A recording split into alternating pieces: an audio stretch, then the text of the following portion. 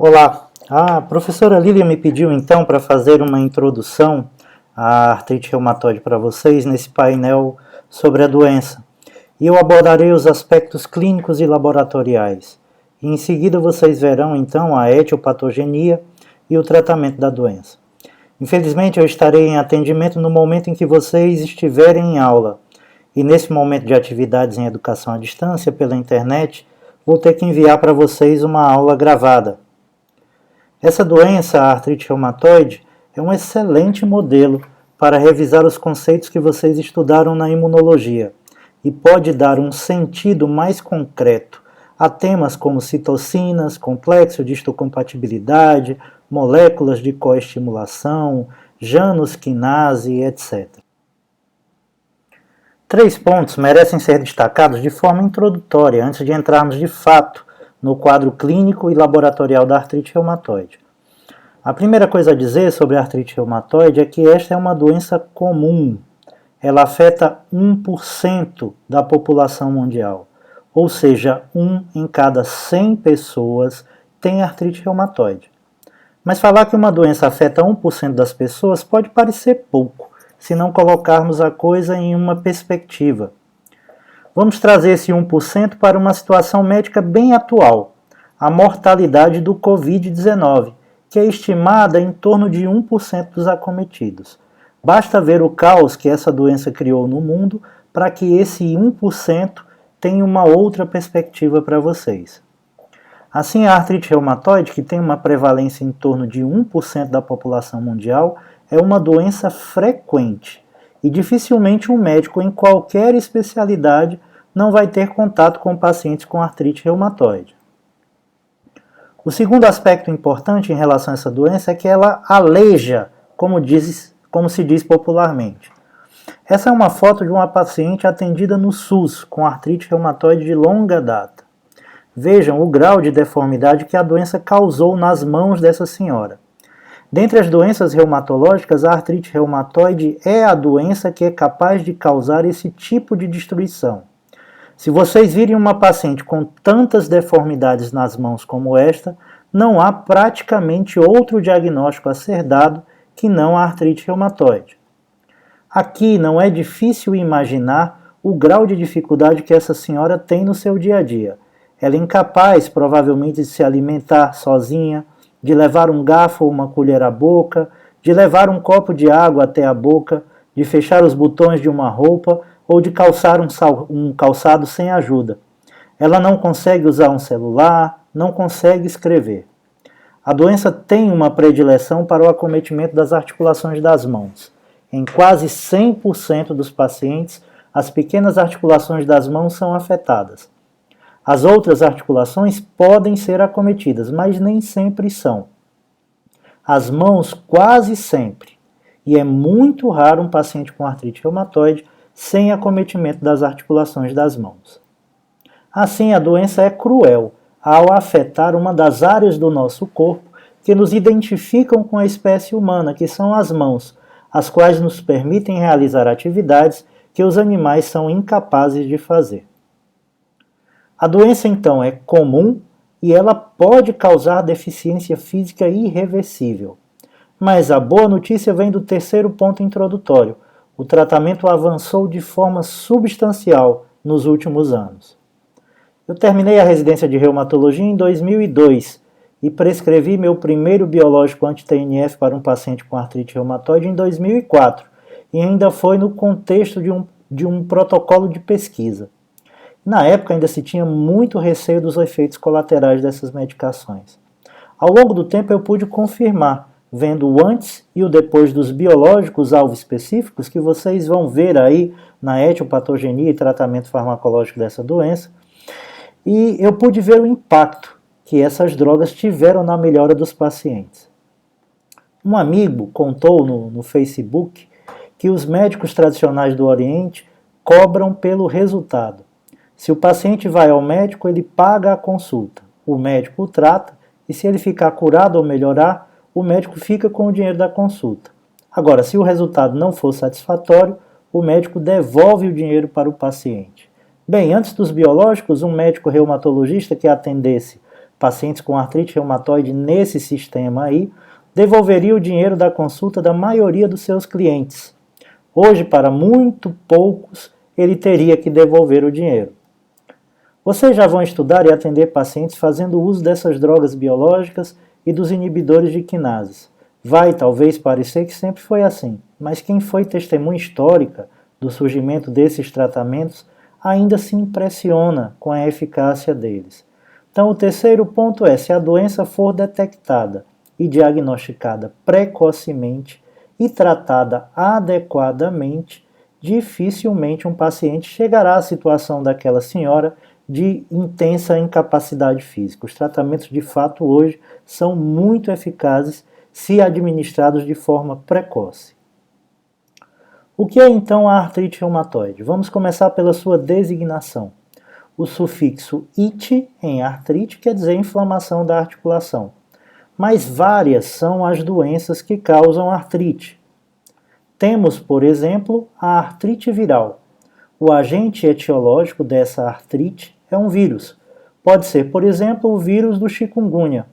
Possivelmente vocês se lembram da epidemia de chikungunya que tivemos em Fortaleza por volta de 2016 e 2017.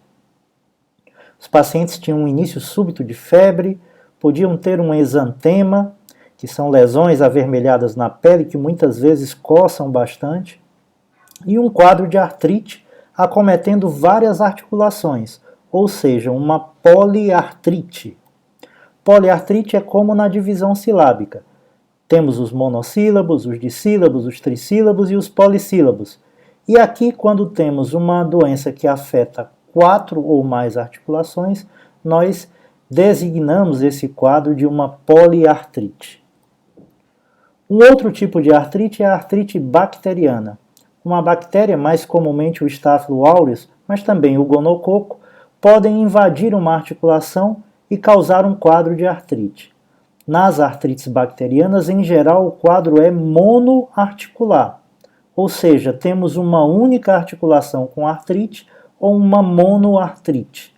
Então, na artrite viral e na artrite bacteriana, o segundo termo, viral e bacteriana, designam então o agente etiológico dessa artrite, um vírus ou uma bactéria. Uma outra causa de artrite é a artrite psoriática. Aqui, pacientes com uma doença eritematose descamativa da pele, chamada psoríase, que é uma doença autoimune da pele, podem apresentar artrite junto do quadro de psoríase. Aqui, o segundo termo da doença, em artrite psoriática, indica não uma etiologia, mas uma relação entre a artrite e uma outra doença autoimune, a psoríase, que compartilha com a artrite mecanismos fisiopatológicos comuns. E na artrite reumatoide, o que quer dizer esse termo reumatoide? Bom, ele nem está relacionado à etiologia, nem a uma doença associada. Esse termo reumatoide vem do grego reuma. Reuma foi um termo utilizado desde os gregos antigos, antes de Cristo, e foi usado por Hipócrates dentro da teoria dos 4 humores. Essa teoria dos 4 humores se baseia na teoria dos 4 elementos dos filósofos gregos da época, e que faz parte da chamada física aristotélica. Bem, Aristóteles não achava de fato que se ele fosse dividindo um dado objeto para ver sua composição, ele acharia fogo, acharia terra, acharia água ou ar. Eles não eram elementos como nós entendemos hoje os elementos da tabela periódica, por exemplo. Eram descrições de princípios físicos. Não vou entrar aqui em maiores detalhes dessa história, mas essa forma de pensar a medicina foi um passo enorme no desenvolvimento da medicina como ciência. E apesar de parecer hoje algo estranho e ultrapassado, conseguia explicar e dar resposta a vários problemas médicos, tendo ficado em vigor desde a época de Hipócrates, em torno de 400 a.C., até o século XVIII de nossa era. Reuma seria um fluxo para as articulações a partir de um desequilíbrio desses humores, da bile amarela, do sangue, da bile negra e da fleugma. Um desarranjo, um equilíbrio desses humores no corpo, ou seja, uma doença sistêmica, levaria a um fluxo de substâncias para as articulações. E a tal reuma quer dizer isso, um fluxo. Esse fluxo de humores para a articulação é que causaria a artrite. O fato é que ao longo da história da medicina ocidental, desde Hipócrates, o uso desse termo reuma ou reumatismo foi muito utilizado para se referir a doenças articulares em geral. Todas as doenças articulares eram chamadas de reumatismos. A artrite bacteriana é um reumatismo, a artrite viral seria um reumatismo, a artrite psoriática, todos esses eram reumatismos. Ao longo do tempo, características distintivas e as etiologias foram ficando claras e possibilitaram separar as diferentes causas de artrite, como essas que eu citei. Mas sobrou essa doença em que a etiologia não é clara e em que não há uma relação com outra doença, e para o qual o termo reumatoide, ou seja, relacionado a reuma, persistiu. Esse termo passou a ser utilizado oficialmente pela primeira vez, artrite reumatoide, em 1859, a partir desse médico inglês, o Dr. Alfred Garreau. Ainda que seja algo muito relacionado à tradição, e a falta, talvez, de uma melhor designação para a doença, é interessante e curioso, observar alguns pontos, alguns fatos. O primeiro deles é que esse termo reuma tem a ver com teoria dos humores, e há um desequilíbrio na artrite reumatoide da chamada imunidade humoral que vocês estudaram na imunologia. Os pacientes com artrite reumatoide produzem autoanticorpos, ou seja, anticorpos que reconhecem autoantígenos e que estão implicados na fisiopatologia da doença. É claro que há outras doenças em que são produzidos autoanticorpos, mas fica aqui uma observação de que a artrite reumatoide envolve uma ativação da imunidade humoral, com a produção de autoanticorpos como fator reumatoide. Segunda coisa interessante é que um dos modelos atualmente propostos para explicar a etiopatogenia da artrite reumatoide é compatível, de certa forma, com essa teoria da reuma, lá do Hipócrates. Eu vou passar rapidamente sobre esse modelo fisiopatológico, mas vocês devem estudar ou vão estudar essa etiopatogenia com mais detalhe posteriormente. Nesse modelo, teríamos resumidamente o seguinte, ilustrado nessa imagem: eventos ambientais levariam a uma alteração na citrulinação de proteínas nas mucosas do pulmão ou do gastrointestinal, fazendo com que essas proteínas citrulinadas sejam reconhecidas como estranhas e capturadas por células apresentadoras de antígeno e levadas para os órgãos linfóides secundários. Nos órgãos linfóides secundários, os linfócitos TCD4 reconhecem esses antígenos próprios citrulinados apresentados por células apresentadoras de antígeno, contendo moléculas HLA-DR-beta1, contendo o epítopo compartilhado, e ocorre então uma ativação de linfócitos B e a produção de autoanticorpos. Esse processo autoimune que se instala ali, por motivos ainda não totalmente esclarecidos, migra dos órgãos linfóides secundários para a membrana que recobre as articulações, a membrana sinovial, e ali se instala um processo inflamatório autossustentado e crônico. Vejam que, de certa forma, isso é o que Hipócrates descreveu ao usar o termo reuma, um desequilíbrio do que ele chamava de 4 humores em um outro local, que aqui seriam as mucosas e os tecidos linfóides, migra na forma do tal reuma para as articulações, onde provoca inflamação. Então, quando vocês pensarem em rir do Dr. Hipócrates por ter falado em 4 elementos, em 4 humores, em reuma, lembrem que ele, de certa forma, foi capaz de dizer o que acontece na artrite reumatoide usando esses termos. O que é então a artrite reumatoide? É uma doença inflamatória sistêmica crônica e, por ser então uma doença sistêmica, pode apresentar não só artrite, mas também manifestações extraarticulares nos olhos, na pele, nos pulmões, etc. Além, claro, do quadro de artrite, que é o que predomina na doença. O quadro articular se caracteriza por uma poliartrite simétrica, que pode afetar praticamente todas as articulações sinoviais, e cuja característica principal, além de sua cronicidade, é a possibilidade que esta doença tem de levar a um grau de destruição articular que não é observado nas outras doenças reumatológicas e que a torna única pela gravidade do quadro de incapacidade física ao qual pode levar. Se não for diagnosticada e tratada precocemente, a artrite reumatoide pode levar a deformidades gravíssimas, como já comentamos, das articulações das mãos, mas também dos pés, dos joelhos, dos ombros, dos cotovelos, etc. A doença é autoimune, há uma quebra de tolerância imunológica a antígenos próprios e está associada à presença de autoanticorpos, sendo os mais importantes para o diagnóstico da doença o fator reumatoide e os anticorpos contra peptídeos citrulinados ou ACPAs. Qual é então o quadro clínico apresentado por pacientes com artrite reumatoide? O paciente típico é mais comumente uma mulher, 8 mulheres para um homem, por volta dos seus 30 anos. É uma doença que tende a acometer os pacientes adultos jovens com um pico de incidência entre 30 e 40 anos de idade, e que passa esse paciente a apresentar um quadro lento, insidioso, ao longo de semanas a meses, de dores articulares, de artralgias e de edema articular. Em geral, as queixas se iniciam nas articulações das mãos, mas podem acometer também os pés. À medida que a doença progride, as grandes articulações dos tornozelos, joelhos, cotovelos e ombros passam a ser progressivamente acometidas também. O comprometimento articular é classicamente simétrico, acomete grupos articulares dos dois lados do corpo, e a presença de rigidez matinal maior do que 1 hora é outra característica marcante da doença. Muitos pacientes passam a acordar 1 a 2 horas antes do seu horário habitual para aquecer as articulações, realizando pequenos exercícios.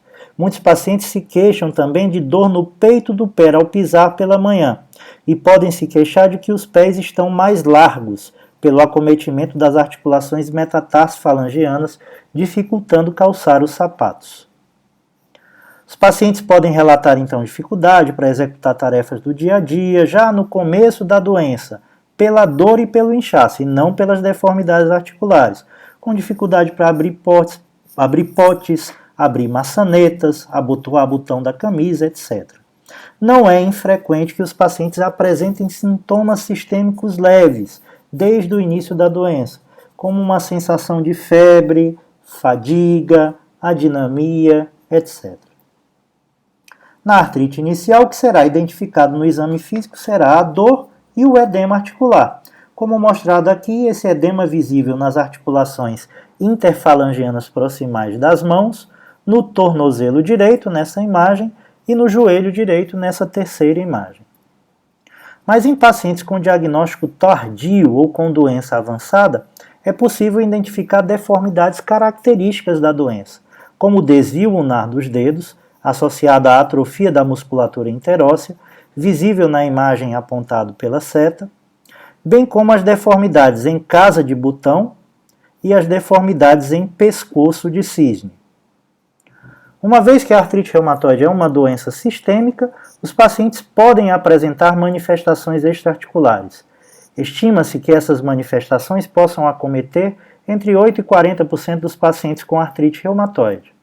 As manifestações extraarticulares podem aparecer em qualquer momento, inclusive nas fases iniciais da doença, mas o mais comum é que apareçam ao longo da evolução, em geral muitos anos após o início dos sintomas articulares. A artrite reumatoide pode acometer o olho, levando a um quadro de olho seco, que leva à sensação de ressecamento, de areia no olho, vermelhidão no olho, que é chamado de síndrome de Sjögren secundária. Pode levar ao aparecimento de nódulos subcutâneos, os chamados nódulos reumatoides.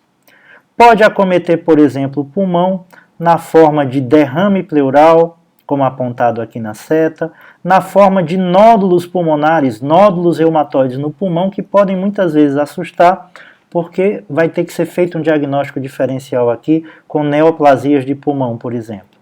E pode levar, como mostrado nessa tomografia aqui, a doença intersticial pulmonar, como a pneumonia intersticial não específica. Isso tudo vocês vão ver mais para frente nas disciplinas clínicas, fica aqui mais como uma curiosidade. Hoje em dia, é difícil conceber um tempo em que as doenças reumatológicas não eram consideradas como tendo um componente autoimune. Contudo, isso era verdadeiro antes da Segunda Guerra Mundial. E naquele momento era muito difícil diferenciar a artrite reumatoide das outras doenças reumatológicas. E não havia exames laboratoriais que auxiliassem no diagnóstico das doenças reumáticas. Foi a partir de 1940 que uma série de fatores, como o fator reumatoide e o fator antinúcleo, ou o FAN, começaram a ser descritos no soro de pacientes com doenças reumatológicas. Posteriormente, esses fatores foram identificados como anticorpos. O primeiro desses fatores descritos foi o fator reumatoide, que foi descrito por Waller nesse paper que está aqui ilustrado, de 1940. O fator reumatoide foi posteriormente descrito por um outro autor chamado Rose, e o teste de Waller e Rose foi o exame padrão para a detecção do fator reumatoide por muito tempo. Hoje em dia usa-se mais o ELISA, ou a nefelometria, para a detecção do fator reumatoide, que são métodos mais sensíveis, mas o teste de Waller-Rose ainda é feito em vários laboratórios. O fator reumatoide, ele é um anticorpo anti-anticorpo, ou seja, ele é um anticorpo que reconhece e se liga à porção FC da imunoglobulina G. Do ponto de vista diagnóstico, ele está presente em 75 a 80% dos pacientes com artrite reumatoide. Então, se ele estiver positivo, ajuda no diagnóstico. Se estiver negativo, não exclui o diagnóstico.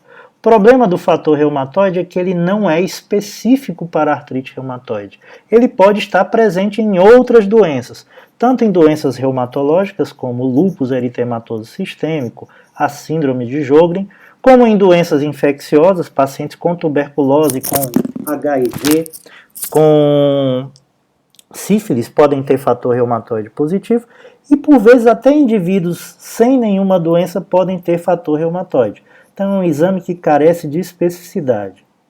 A descoberta no soro de pacientes com artrite reumatoide de anticorpos direcionados contra proteínas contendo o aminoácido citrulina, ou seja, anticorpos antiproteínas citrulinadas, comumente abreviados por ACPAs, foi uma das descobertas mais importantes no campo da pesquisa da artrite reumatoide nos últimos 15 anos. Descobriu-se que esses ACPAs são importantes na fisiopatologia da doença. E mais ainda, do ponto de vista clínico, sua detecção se tornou um importante instrumento auxiliar diagnóstico para pacientes com artrite reumatoide. Epítopos citrulinados foram descritos inicialmente na filagrina, que é uma proteína dos epitélios escamosos, e posteriormente no fibrinogênio, bem como na vimentina, uma proteína do citoesqueleto celular, e várias outras proteínas. Os kits disponíveis para a detecção dos ACPAs usam como substrato um peptídeo citrulinado na forma cíclica, como o fibrinogênio ou a vimentina. Assim, esses testes são chamados de pesquisa de anticorpos antipeptídeos cíclicos citrulinados, ou anti-CCP. Assim, a pesquisa de anticorpos contra um peptídeo em forma cíclica é só um artifício laboratorial para a detecção de anticorpos contra proteínas citrulinadas no soro dos pacientes. Dito de outra forma, quando você quer saber se o paciente tem ACPA, você solicita um anti-CCP. A vantagem desses anticorpos anti-CCP ou ACPA é que eles são específicos para a artrite reumatoide. Enquanto o fator reumatoide pode estar presente em outras doenças ou indivíduos saudáveis, os anticorpos ACPA, os anti-CCP, eles só estão presentes em pacientes com artrite reumatoide. Então foi um grande auxílio para o diagnóstico da doença. O diagnóstico da artrite reumatoide é baseado na presença de um quadro clínico compatível, na exclusão de outras causas para o quadro de artrite apresentado pelo paciente, e podem ser utilizados para auxiliar no diagnóstico os chamados critérios de classificação, que estão aqui ilustrados. Esses critérios se baseiam no número e tipo de articulações acometidas, na presença dos autoanticorpos, fator reumatoide e ACPA, na duração dos sintomas e na elevação das chamadas provas de atividade inflamatória, que são a proteína C reativa e a velocidade de hemossedimentação. Os detalhes do diagnóstico e desses critérios de classificação fogem ao objetivo dessa aula para vocês no momento, e vocês voltarão a estudar essa doença tanto na disciplina de semiologia médica como de reumatologia mais adiante. Encerramos então essa apresentação. Espero que possa ser útil para vocês na discussão desse painel sobre artrite reumatoide. Um abraço a todos, então fiquem com Deus.